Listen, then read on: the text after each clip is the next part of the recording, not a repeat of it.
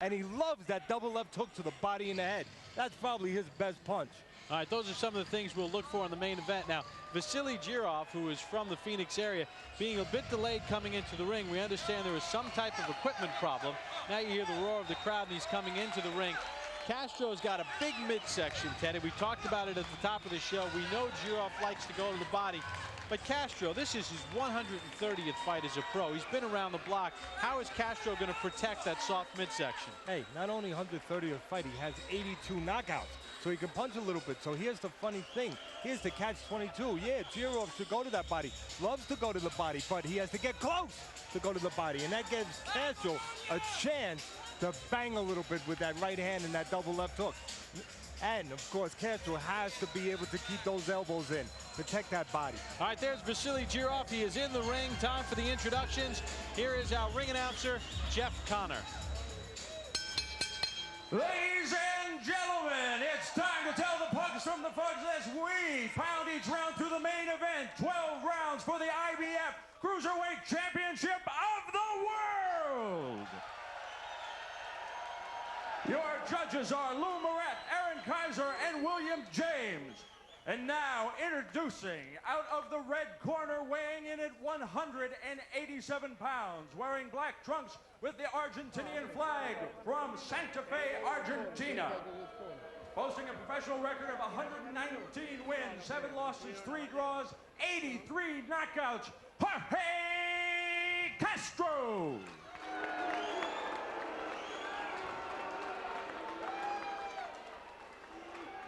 And fighting out of the blue corner, weighing in at 189 pounds, wearing tiger stripe trunks from Phoenix, Arizona. A professional record of 30 wins, 0 losses, and 27 knockouts. The current IBF Cruiserweight Champion of the World, Vassiliy the Tiger Jirov. When Jirov came to the United States, as you get a look at referee Bobby Ferrara, Jirov had a choice of living in Las Vegas with then promoter Bob Arum, in Las Vegas, not with Bob Arum, or coming to Arizona. And he said that this Phoenix area reminded him a lot of his homeland of Kazakhstan from a temperature standpoint. So that is why Vassiliy Jirov has settled in the Phoenix area. So both guys will come together, and let's take a look at the rules. The unified rules will be used. This is the IBF Cruiserweight Championship. And they are as follows. No 3 knockdown rule. No standing 8 count. Only the referee can stop it. Fighter cannot be saved with the bell in any round. Accidental foul, they'll go to the scorecards after 4 rounds are complete. Well, Jirov and his wife Rebecca, proud new parents. Son Jacob was born 4 months ago in the 1996 Olympics in Atlanta in the semifinals. Controversial win against Antonio Tarver in the semifinals. He would go on to win the gold and the Val Barker Cup as the tournament's outstanding boxer. And if it wasn't for a poor decision, my pick before those Olympics was that Floyd Mayweather was the best boxer in that tournament, but he got derailed by some questionable judging along the way. But Jirov did win that best pound-for-pound fighter in the Olympics, and now he's a champion of the cruiserweight. And Mayweather went on to be one of the best pound-for-pound fighters in the pros. Remember, Castro can bang. Take a look. Early rounds would be the most dangerous rounds for Jirov. Castro has a bunch of knockouts spread out the course of 12 rounds in his career. But when you have 83 knockouts, you get him everywhere. There's Jirov digging to that body. The reason I say the early rounds can be the most dangerous is because Castro can punch, and you would expect him to do the most effective punching early on before he starts getting banged to that body by Jirov and starts losing some of his ability to chuck punches later in the fight. So early on, Jirov's got to be alert. And I said it early, Bob. Jirov has options. It's always nice to have options. He can box. He can fight with you. He's a warrior. He can go in the trenches, but he can also box, use his legs a little bit. gives him a big advantage over Castro. Castro walked into a left hand. Jirov's punches a little quicker than Castro's and a little straighter. Castro loves the looping. Castro has only been knocked out once. That came in December of 2000 in Germany against Juan Carlos Gomez for the WBC cruiserweight title.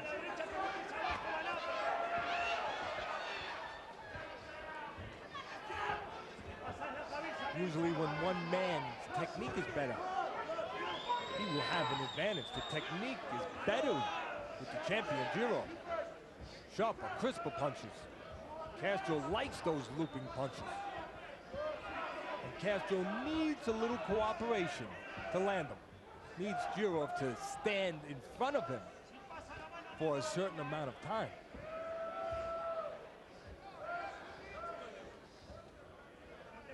I guess it's depending upon your taste.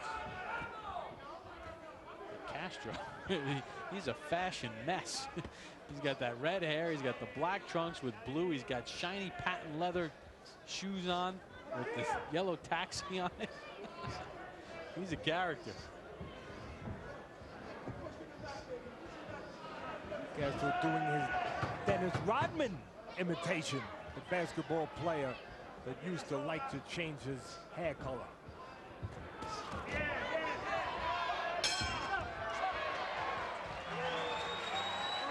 Welcome back to Phoenix, Arizona. Vassiliy Jirov and Jorge Castro underway. Round number 2. This is a 12-rounder. Jirov defending his IBF Cruiserweight Championship. Jirov has been the IBF Cruiserweight Champion since June of 1999. Even though it's very early, I don't think there's any doubt in anybody's mind who will win a decision if this fight goes to a decision. And I don't mean because of favoritism, being that it's in the hometown now, or the adopted hometown of Jirov. Jirov is the busier man. If this goes to the scorecard, no doubt he will win a decision. Castro is not concerned about that. Castro is here to score a knockout. Jirov throwing 35 more punches in the last round. Castro only had 2 connects over the last 90 seconds of round 1. Castro's hopes is in the power that he had as a middleweight, the natural power that has given him 83 knockouts, and his experience. He's hoping that he can lead Jirov into a situation where he can land a big shot. Left hand there by Jirov. He's hoping Jirov stands in front of him a little too long. Well, in Castro's last fight in Argentina, he stopped in the 9th round of Mamu Mayfield, who was the former IBF champion. Castro took the will away from Mayfield in that fight. Yes, he did. And right now what Castro is doing is trying to switch styles with the southpaw Jirov and trying to let Jirov think he's looking into a mirror. Castro has turned southpaw. Castro got a right hand to the chin.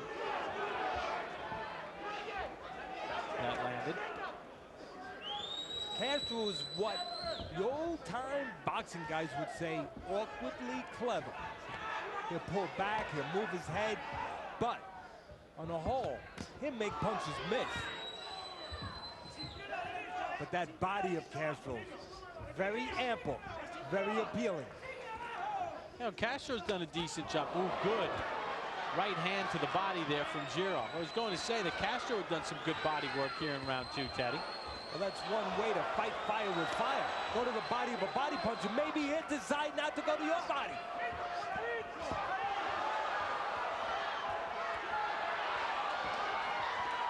This is pretty interesting. Even though the quicker-handed, the younger Jirov gets the better of it, he is fighting the fight Castro likes.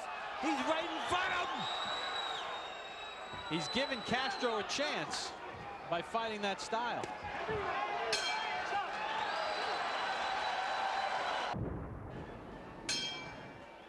A lot of action in round number 2 between Jorge Castro and Vassiliy Jirov.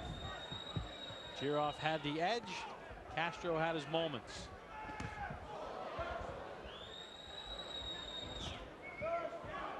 Teddy in the corner of Castro in between rounds 2 and 3. With the help of Gennaro Hernandez in CompuBox translating. Corner of Castro said, do not languish against the ropes. Stay more to the middle of the ring.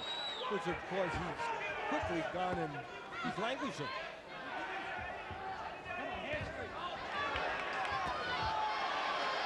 Well, either Gennaro doesn't know Spanish or Jorge's not listening. Gennaro knows Spanish, the former world champion. Castro is not listening. He is languishing. But he might be languishing on purpose, knowing that his best chance is if Jirov stands in front of him, his only chance. And he figures one way to get Jirov to stand in front of him is to invite him in, lay on the ropes.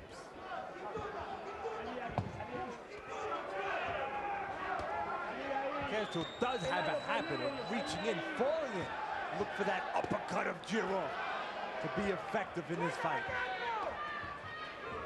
Jirov takes a little step back and allows Castro to fall in. He can land that uppercut. Teddy, Herb Lambeck of Boxing Update Flash has Jirov as a 30-1 favorite. If you're a guy like Castro and you know there's no way in the world you can win a decision, it doesn't matter, I guess, if you fight in spots, if you take half a round off. I'm guessing his thing is he's got to just set himself up to land a couple of those big punches and hope he scores a knockout. Exactly, Bob. That's what I was alluding to early. Make no doubt about it. Castro did not come here to win a decision. He knows that. He needs to land the big bomb. And he almost did with that left hook. Jirov got a good shot in. And there's different ways to set up your opponent to land the bomb. And one way is to allow your opponent to get comfortable. Go on the defensive. Let your opponent get a little greedy. And then time your opponent when he doesn't expect it. In other words, Castro is willing and maybe purposely fighting the kind of fight that will allow Jirov to get on him, trap him in the ropes, maybe get a little careless, like that. Uppercut from Castro and then a right hook. One of the other things Castro did when the referee was shielded, he threw a shot that was low. Stop. James lights out Tony. Checking out the competition. If Jirov wins, we've gotten reports that Tony will be next in line to fight Jirov. And Tony's a guy that likes to just stand in the middle of the ring, create angles for himself like Castro's doing. He's got a little bit more skill than Castro. Tony, the former middleweight champ of the world, still technically one of the best fighters in the world. And yes, it could be very interesting, Tony and Jirov. Let's see if Jirov can get past the power of Castro.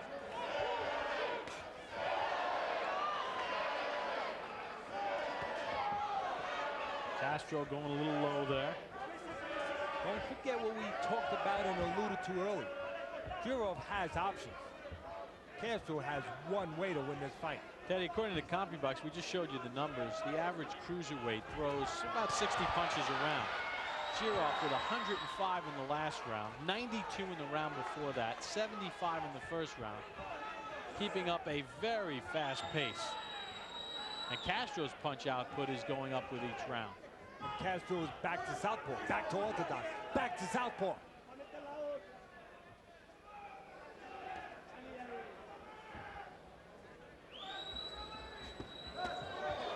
I mentioned the options for Jirov. It's always good to be able to adjust, to have options.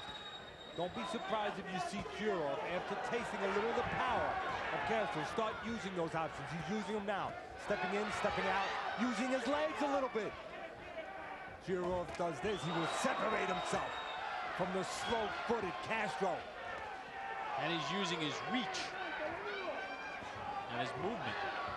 And he's tattooing Castro. He's using his head right now, thinking. Because early on, he was fighting Castro's fight. Even if he was winning it, he was giving Castro the chance he needed. The situation he needed. He was standing in front of Castro. Maybe getting a little careless, a little greedy. Now Jirov giving the boxing lesson, using the legs, not allowing the slow-footed Castro to get set. Right now, Jirov not making it as entertaining as we liked it the last couple rounds, but making it a lot easier. And that's what the corner likes. Make it easy.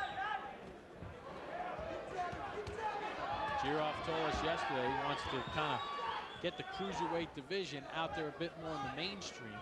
I said to him, you know, the old knock on cruiserweights has always been guys who are too small to be heavyweights and too lazy to make light heavy. He said, yeah, I agree with that, Jirov said. He said, but now when you take a look at some of the top heavyweights being 6'6", 6'7", 250, he said, cruiserweight has to be taken a little bit more legitimately because we can't now fight heavyweights. They're too big.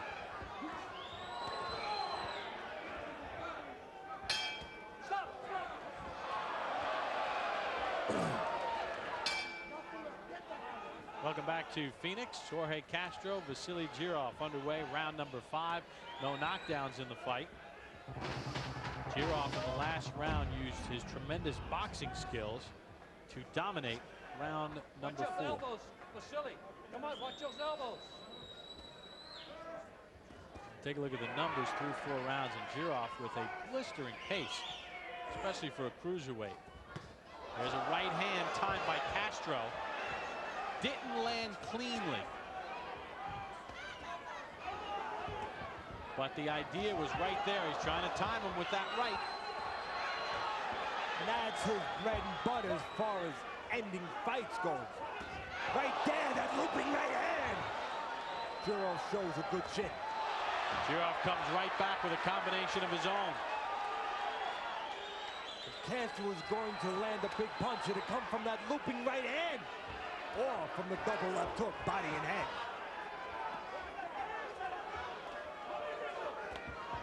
Well, a good start to the round for Castro, but Jirov trying to regain control. Teddy Atlas's scorecard.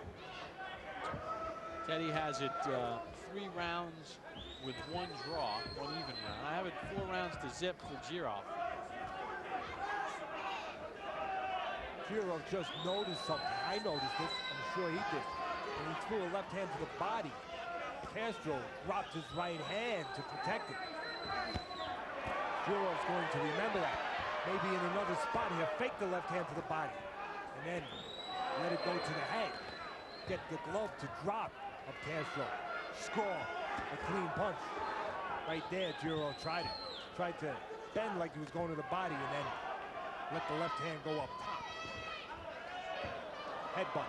Clash of heads. It's okay. Come on. Referee says you're okay. No cut. No, Castro is just probably trying to buy a couple seconds. Both guys like to come inside, and Jirov has been involved in a lot of fights where there have been headbutts. He's aggressive. He's not shy to have his head in close. Castro controlled the first minute of this 5th round, but Jirov has been the aggressor and has landed the punches over the last 2 minutes of the round.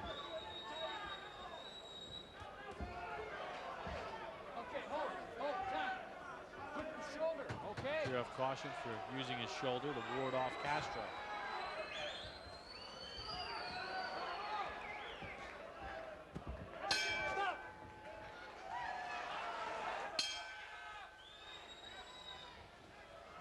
Round number 6 underway for Vassiliy Jirov and Jorge Castro. Teddy, as Castro went back to his corner at the end of the 5th round, he was wincing in some type of pain. I don't know if it was from the clash of heads, maybe the midsection, although he did not allude to it to his corner in between rounds 5 and 6. From my vantage point, it looked like he was reacting to the headbutt. But as you said, once the experienced Castro got himself on a stool, he put it aside.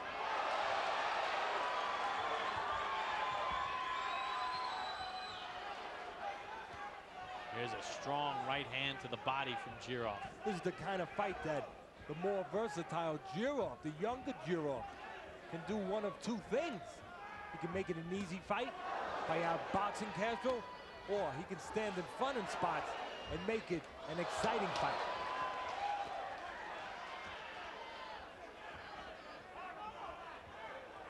Or maybe Jirov can box for a certain amount of time. Take Castro apart a little bit. Wear Castro down a little bit. Take the heavy Castro into deep waters. Then, in selective moments, go inside. When it's a little safer. And when he can work over that ample midsection.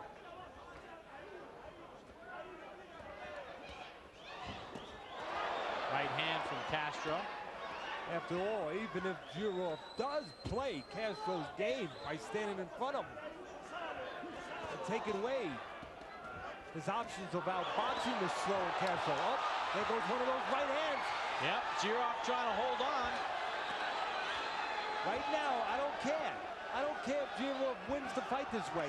He is still giving Castro the only opportunity he has, which is to land a big punch. Probably a big right hand. There's much less chance of Castro landing that punch when Jirov is boxing. Castro just trying to time that big punch.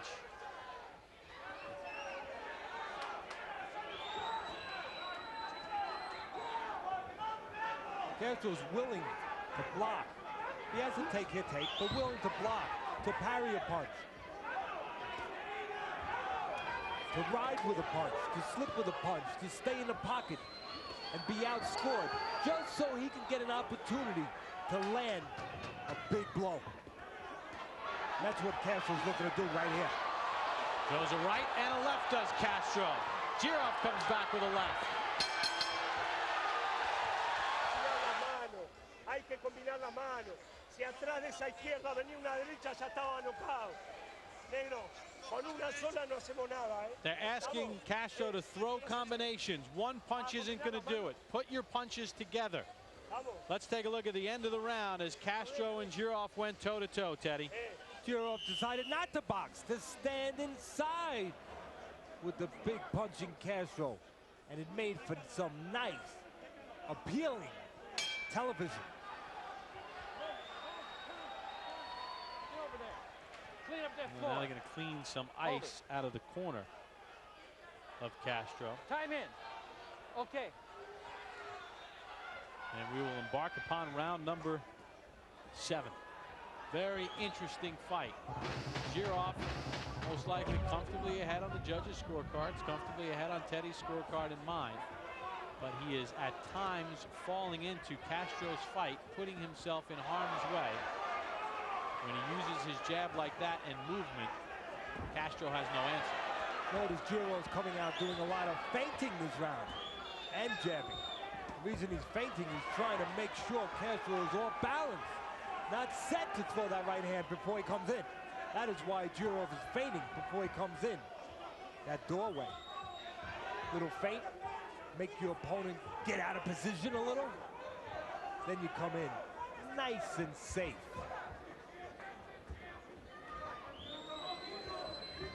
Looks like Jirov has been convinced from the ending of that round to use the options we spoke of.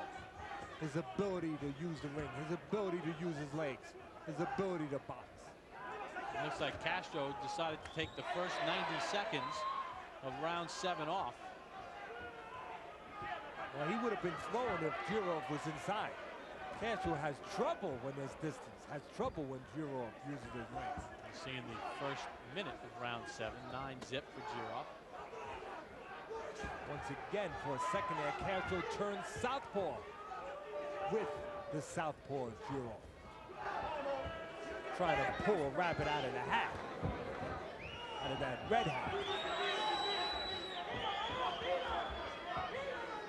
Castro is basically just cruising through round number 7, as Teddy alluded to earlier. This is not a fight that Castro can win on points against the better boxer, the more skilled, the quicker Vassiliy Jirov. This is a fight that Castro hopes to catch Jirov at some point and score a knockout. And this is a fight that knockout becomes very difficult to score when Jirov is doing what he's doing now. Boxing, using the ring, using his superior abilities. We said it right from the beginning. It was up to Jirov. Did he want to make it a fight, or did he just want to win an easy boxing match? Well, he switches every other round. The odd numbered rounds, Jirov is boxing. The even numbered rounds, he's slugging. Well, early on, he was tempted to test that soft belly of Castro. He wanted to go in there and see what he could do with it. Now he's decided to box.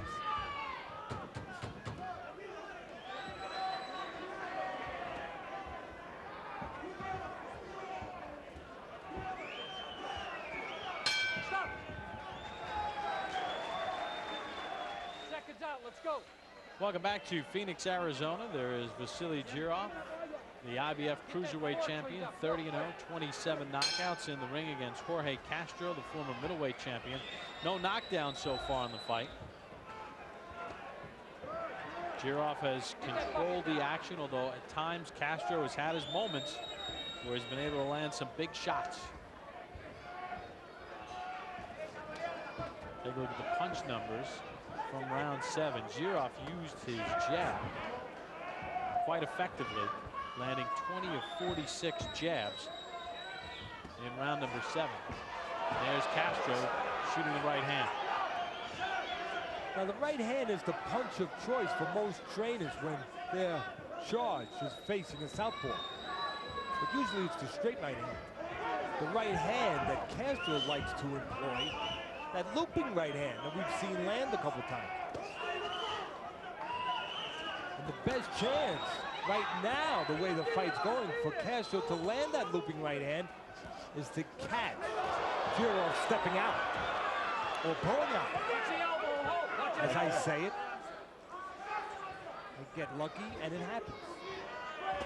Basically, Castro had the 1 minute between rounds 6 and 7 to rest. Then he basically took 3 minutes off in round 7. Didn't take a lot of punishment. Jirov just threw his jab a lot in the round. And he had another minute off, so he basically rested for the last 5 minutes.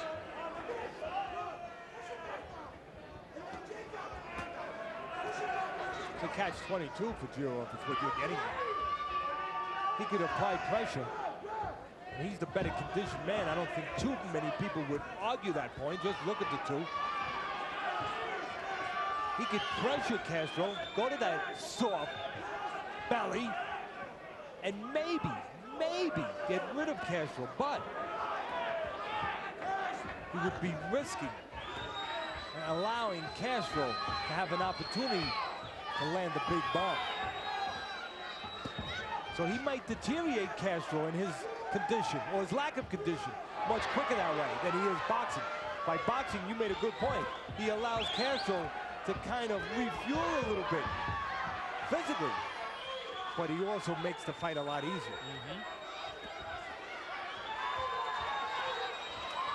Castro misses with his haymaker, gets tagged on the counter. And you know why he gets tagged? Because that haymaker was a looping right hand, and when you miss it, you get out of position. And when you have a guy like Jirov in front of you, he makes you pay. Those looping right hands are nice if you can catch a man pulling back. But if you miss, you leave yourself wide open like that. Good round for Vassiliy Jirov.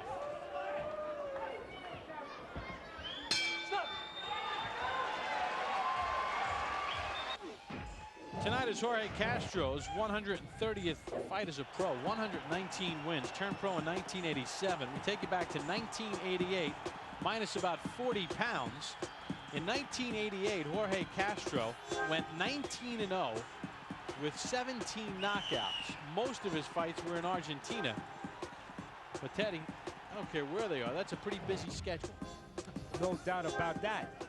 And Castro does the opposite of those old before and after weight commercials. Supposed to be the opposite of way around. You're supposed to be heavy before and then light after. Castro turned it around. Round 9 underway. No knockouts, no knockdowns so far in the fight.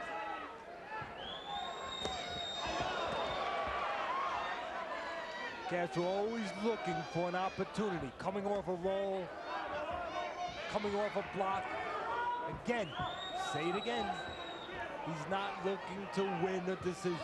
He's looking to land a big punch. And there's ways to land it. Castro has the experience. He knows the way. Invite your man in, that's one way. Right now, Jirov is not biting. So what does that mean? It means Castro has to go hunting. And when he goes hunting, those looping shots can really leave himself vulnerable if he misses. Teddy's scorecard 79-74 for Jirov. I have it 79-73. Teddy had the one even round. But it's not about Castro winning a decision. Castro's trying to hook a fish right now. Little dipping, little juking, trying to get Jirov to bite at the bait. So when Castro has to come forward, in those spots, if he misses a looping punch, he leaves himself wide open.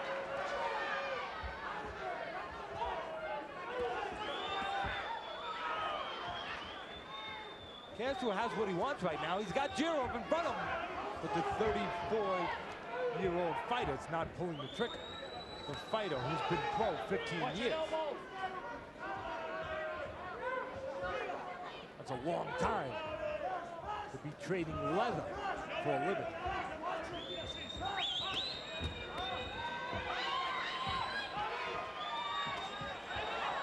Right hand there from Castro, but Jirov blocked a lot of it.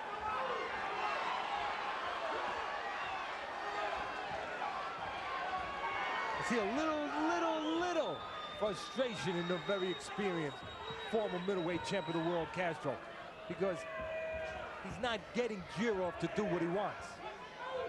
He wants Jirov to lay in one place. Jirov's being a little too smart for that right now, using his jab, stepping out, stepping in.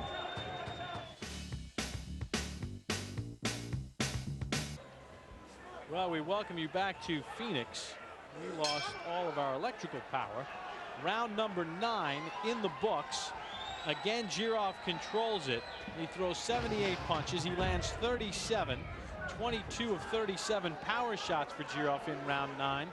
But Teddy, or in round 10 actually, the round that we missed because of the power problem. But near the end of the round, Castro caught Jirov with a couple of shots. There's good news and there's bad news as far as Castro goes. The bad news, he's behind. The good news, Jirov gives him pockets, spots, moments where Castro has a chance to land.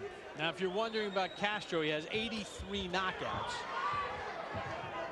He has 2 past the 10th round, 2 12th round knockouts. Good body shot there by Jirov.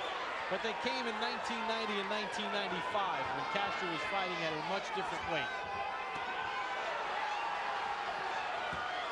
Now look for Jirov to take advantage of that good left hand to the body in 2 ways. Either go to the body again or fake the body, go up top. Right now he's being very careful. He's not taking advantage. He doesn't want to walk into that kitchen because he realizes that's the only place that Castro can get him. He didn't get badly hurt, but Teddy, he got hurt near the end of the last round.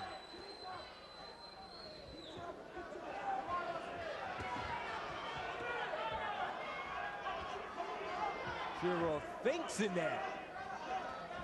He understands.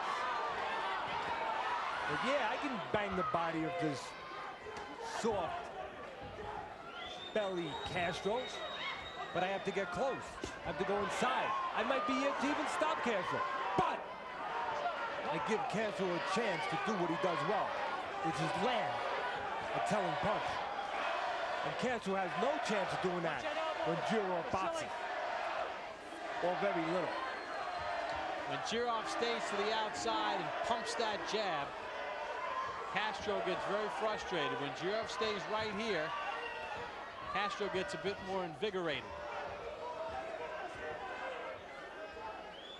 I'll say right now, if Castro's going to land the punch that's going to change this fight at all, it's going to be the looping right hand. It's going to be when Jirov steps out. But that's the opportunity that's there for Castro. Castro goes southpaw again with the southpaw Jirov. Once in a while, Jirov will go straight out, and he will be tall and stiff when he does it. When Jirov does that, Castro may be able to catch him. A couple right hands landed by Castro, but they're flat-footed punches. Castro makes a little adjustments. He can try to catch it going out, or he can step back and catch it coming in.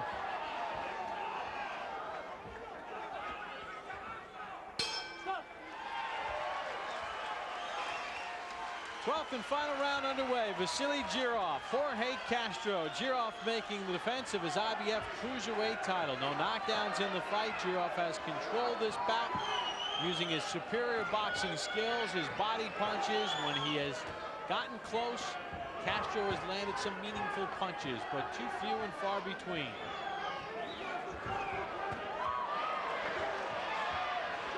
Jirov's showing those options again, being able to box.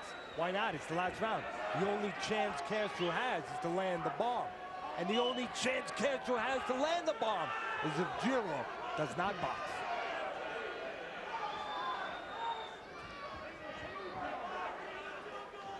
Castro trying to lure Jirov in. Doesn't work. Castro starts walking forward. Now look for Castro to let his hands go. He's got Jirov right in front of him. He can't lose anything. It's the last round. He doesn't have to save anything for the locker room. Jirov used his legs nicely, though, to get away from the danger and the wild punches from Castro. Now one of two things will happen that Jirov or that Castro will get a little desperate. He will either land one of those wide punches as Jirov goes out, or he will miss and leave himself wide open.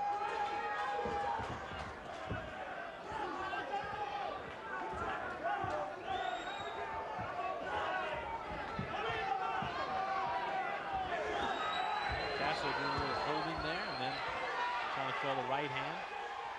That's the experience of Castro, all those fights. Turning the elbow.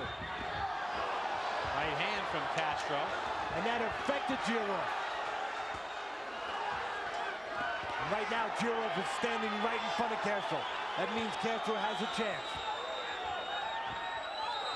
Cannot be saved by the bell in any round. It's not over yet.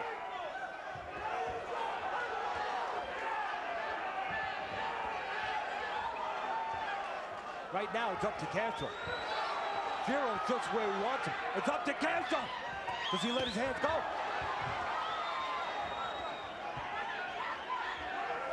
Castro should be letting those hands go.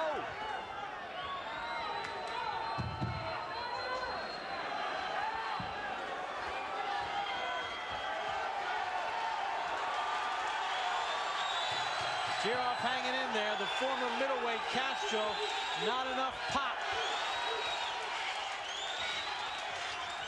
Jirov's going to keep his title, but not without some anxious moments from Jorge Castro. The judges' cards after this timeout. We'll take a look at the final CompuBox numbers, and you see that Jirov, 944 punches thrown. That's quite a pace for cruiserweights. Teddy Atlas's scorecard reads as follows. Teddy had Jirov 118, 111. I had it 118, 110. We are waiting for the judges' scorecards and our ring announcer to get ready. They're trying to get the cards added. Good fight. Jirov stood in Castro's wheelhouse a couple times and could have been dangerous, but Castro, the former middleweight champion, not enough pop moving up. We think Jirov is going to get his 31st win.